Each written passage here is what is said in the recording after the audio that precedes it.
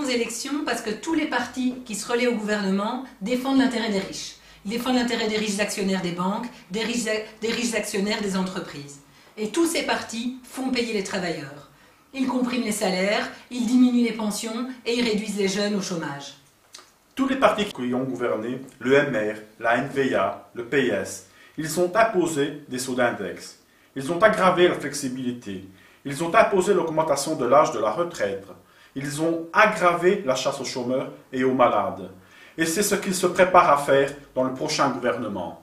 Alors l'enjeu dans les élections à venir, ce n'est pas quelle coalition gouvernementale sera constituée. L'enjeu pour nous, c'est que les travailleurs fassent entendre leurs exigences, qu'ils fassent entendre leurs revendications, et puis aussi qu'on puisse se compter.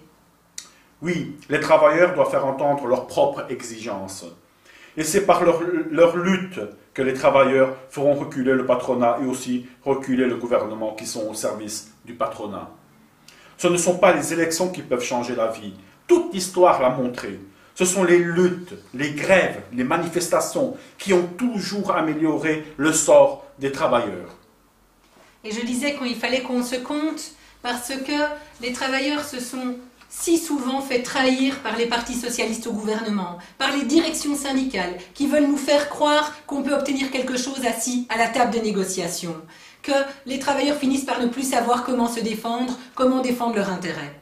Et nous voulons recréer cette conscience que l'ensemble des travailleurs ont un intérêt commun à défendre face aux grands patrons. Et nous voulons que dans ces élections, tous ceux qui ont cette conscience de classe ou qui sont en train de la retrouver puissent se compter. Nous nous adresserons aux ouvriers, aux employés, aux enseignants, aux techniciens, aux ingénieurs et même aux artisans et petits commerçants. En fait, nous nous adresserons à tous ceux qui n'exploitent personne pour dire, au-delà de chacun de nos professions, ou si nous sommes au chômage ou aux pensionnés, nos intérêts sont communs.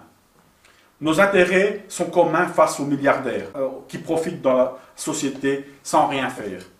Ce ne sont pas les capitalistes qui sont utiles à la société, mais les travailleurs.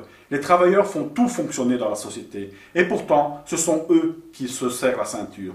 Tandis qu'à l'autre pôle de la société, la classe capitaliste s'enrichit de notre travail. C'est pour cela que nous ne devons pas nous taire, mais au contraire, faire entendre notre voix haut et fort.